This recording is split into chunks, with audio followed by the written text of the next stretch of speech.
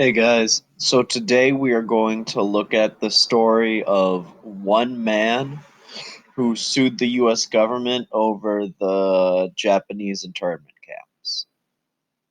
So, what we're looking at today are primary sources. That means they're the actual words that people said way back when. It's not like a historian writing about it years and years later. So, here's the backstory, okay? So, the head of this family, this guy right here, Fred Korematsu, sued the US government because he said that he shouldn't get moved off his land. He said, listen, this is my place. I bought it. I paid for it. I'm a loyal American. You can't take it from me. The US government said, actually, we can. You need to follow our orders. So they sued each other, and eventually it reached the Supreme Court. And the Supreme Court had to decide, was the decision taking Mr. Korematsu's land legal or illegal? Because that's the Supreme Court and the judiciary's job, right? They decide if a law is legal or illegal. So the Supreme Court ruled against him 6-3. So they voted that the government could force him to leave his land and go to these camps. When the Supreme Court makes a decision, the justices, the judges on the court, are allowed to write an opinion. In this case, Justice H. Black delivered the opinion of the court. So that means the court's official decision. And in a nutshell, his decision says that, you know what?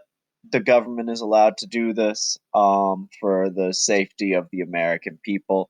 I don't think it's violating his rights. I don't think it's racist. So that was Justice H. Black saying his opinion for the court. The dissent is when another justice, so there's 9 Supreme Court justices. This is if one of the people who voted against the decision feels that the decision is so bad, they need to put their voice on the record for history, letting everyone know that even at this time, there were Supreme Court justices who thought this was a bad decision. 2 justices wrote dissents in this case. So 2 out of the 9 Supreme Court justices said, we disagree with this decision and it's really a bad decision. So they were Justice Roberts and Justice Jackson. Both of them wrote dissenting opinions, meaning they disagreed with the decision to take away the land from Mr. Korematsu and make him move to the camps. Both of them said that they thought it was racist and that it went against the rights of Americans. So, your job for today is going to be to read all 3 of these opinions and say which one you agree with and why. All right, I'm going to read through the article for you now. This first part here in italics in the kind of squiggly letters is background information, and then I'll read the 3 opinions. Editor's note. In February 1942, President Franklin D. Roosevelt issued Executive Order 9066. It was in response to Japan's bombing of the U.S. naval base in Pearl Harbor, Hawaii. The order forced Japanese Americans on the West Coast to leave their homes. They were sent to internment camps. Fred Korematsu was a young Japanese American living in California. He refused to leave his home. He sued the U.S. government for violating his constitutional rights. The case went to the U.S. Supreme Court. It ruled against him 6-3.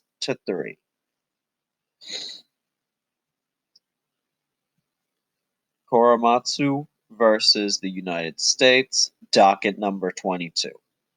Decided December 18th, 1944. Justice H. Black delivered the opinion of the court. Fred Korematsu is an American citizen. He is of Japanese heritage. He was convicted for remaining in a military area. His action was contrary to orders from the U.S. Army. His loyalty to the United States was not in question. The constitutional question, though, made it important for the Supreme Court to rule in this case. Racism can never justify limits to civil rights. However, times of danger may sometimes explain restrictions. Enemy forces have threatened our shores. The power to protect these shores must be equal to the danger. Korematsu was not forced from the military area because of his race. He had to leave because we are at war with Japan. Investigations show that there were members of the group who were still loyal to Japan. Our military leaders believed that the need for action was great. It is unfair to now say these actions were needless.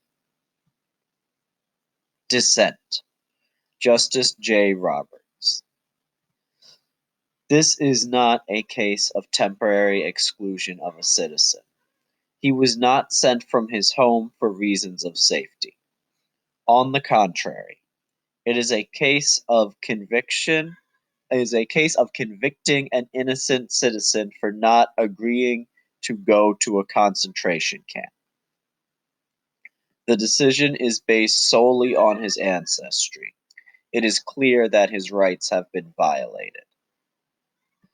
Justice R. Jackson, dissenting. Korematsu was born on our soil. The Constitution makes him a citizen of the United States by birth. He is a citizen of California by residence. No claim is made that he is not loyal to this country. There is no suggestion that he is not law abiding. Korematsu, however, has been convicted. His only crime is staying where he has lived all his life. Much is said of the danger to liberty for detaining citizens of Japanese ancestry. But this blow to liberty is even more dangerous. Most military orders do not last longer than the emergency, but a Supreme Court decision has wider meaning. It means the court approves of racial discrimination. It makes legal the forced removal of American citizens. This decision is then like a loaded weapon. It waits to be used again by the hand of an authority that can claim an urgent need. All right, guys. Enjoy the race paragraph. Let me know if you have any questions. I will see y'all on Wednesday at 10:45.